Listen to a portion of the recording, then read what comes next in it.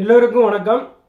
எடப்பாடி பழனிசாமிக்கு ஐயா ஓபிஎஸ் அவர்கள் வந்து தொட்டா குத்தம், நின்றா குத்தம், உட்காந்தா குத்தம், எல்லாம் அப்படியே குத்தம் பார்த்துக்கிட்டே இருப்பார் எடப்பாடி பழனிசாமி. ஓபிஎஸ் வந்து எப்படியாவது ஒழிச்சிடணும் அப்படின்னு தான் எடப்பாடி பழனிசாமி நினைக்காரு. இதுக்கெல்லாம் முக்கிய காரணம் என்ன அப்படின்னா ஐயா தான், வேறு யாருமே கிடையாது. அன்னைக்கு போய் ஆதரவு கொடுத்து இன்றைக்கி 4 ஆண்டு காலம் வந்து முதலமைச்சராக இருக்கிறதுக்கு ஒரு வாய்ப்பை ஏற்படுத்தி கொடுத்தாரு இல்லையா, அது ஐயா தான் முக்கியமான காரணம். அதை வளர்த்த கடா மாறுல பாஞ்சுன்னு சொல்லுவாங்க இல்லையா, எடப்பாடி பழனிசாமி வந்து ஒரு கடா ஐயா வந்து வளர்த்துருக்காரு. ஐயா முன்னாடி போயிட்டு இருக்கும்போது பின்னாடி வந்து குத்திருச்சு. இனிமேல் அந்த கடாயை வச்சு வைக்கலாமா, விட்டு வைக்கக்கூடாது. ஏதாவது ஒரு கோயிலில் கொண்டு போய் வெட்டி கறியாக்கி சாப்பிட்டு தின்ற வேண்டியதான். அந்த நிலைமையில் தான் இன்றைக்கி எடப்பாடி பழனிசாமி ஆடிட்டு இருக்காரு. என்னைக்காவது ஒரு நாளைக்கு ஐயா வந்து வசமாக செஞ்சிருவார், அது மட்டும் நல்லா தெரியுது. ஐயா ஓபிஎஸ் அவர்கள் வந்து எப்படி பார்த்தீங்கன்னா வேட்டி கட்டக்கூடாது, துண்டு போடக்கூடாது, நாளைக்கு உள்ள ட்ராயரே போடக்கூடாதுன்னு சொல்லுவாங்க போல். அந்த நிலைமைக்கு இருக்காங்க எடப்பாடி பழனிசாமி குரூப்பு. கட்சியினுடைய கொடி பெயர் சின்னம்லாம் பயன்படுத்தக்கூடாது, இதனால் எங்களுக்கு கட்சியில் வந்து மிகப்பெரிய அளவில் குழப்பத்தை ஏற்படுத்துதுன்னு சொல்லி எடப்பாடி பழனிசாமி ஒரு வழக்கை ஒன்று தொடுத்தார். ஆனால் எடப்பாடி பழனிசாமி தொடுத்த வழக்கு மட்டும் உடனுக்குடனே தீர்ப்பு வந்தது. ஆனால் எப்படி வருதுன்னு தான் நமக்கு ஒன்றுமே புரியலை.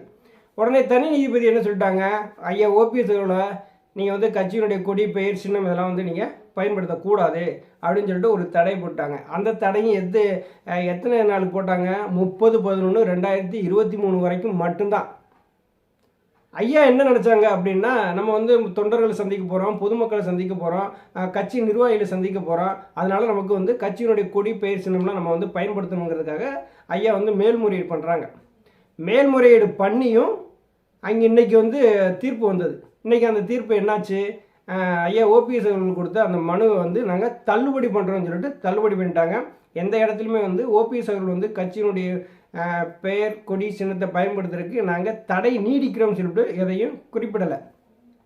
எடப்பாடி பழனிசாமி என்ன நினைக்கிறார் அப்படின்னா, ஓபிஎஸ் வந்து ஒழிச்சு கட்டிட்டோம் அப்படின்னா நம்ம வந்து பெரிய ஆளாயெல்லாம் நினைக்காரு.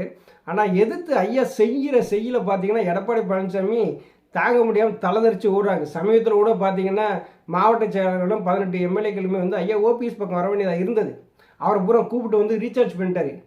இந்த செல்லுக்கு ரீசார்ஜ் பண்ணுவோம் இல்லையா, அது மாதிரி ரீசார்ஜ் பண்ணி நீங்கள் எல்லாம் கொடுக்குறத கொடுத்து அன்றைக்கி போக சொல்லிட்டாரு. இப்போ அவர் நிம்மதியாக இருக்கார்.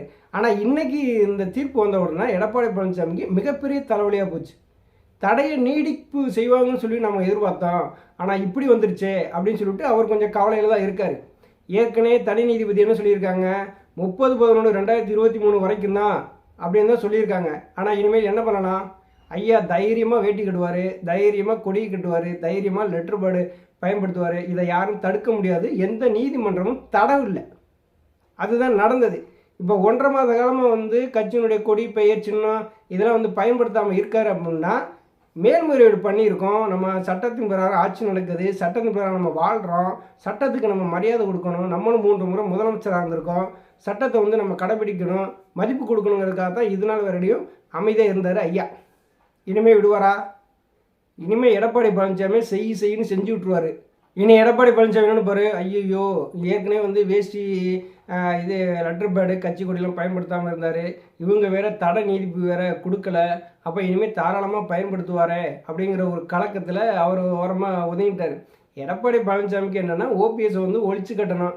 இப்போ வந்து டிடிவி தினகரனையோ இது சசிகலாவையோ ஒழிச்சு கட்டினது மாதிரி இங்கே ஓபிஎஸ்ஸையும் ஒழிச்சு கட்டிக்கணும்னா நிம்மதியாக இருக்கலாம்னு நினச்சாரு. அது இங்கே நடக்கிற மாதிரி இல்லை. இனிமேல் தைரியமாக ஐயா வேஷ்டியும் கட்டுவார், லெட்டர் பேட் பயன்படுத்துவார், கட்சி கொடி எல்லாத்தையும் பயன்படுத்துவார். இதை தடுப்பதற்கு எந்த நீதிமன்றமும் தடை கொடுக்கலை, தாராளமாக பயன்படுத்துவார். நன்றி, வணக்கம்.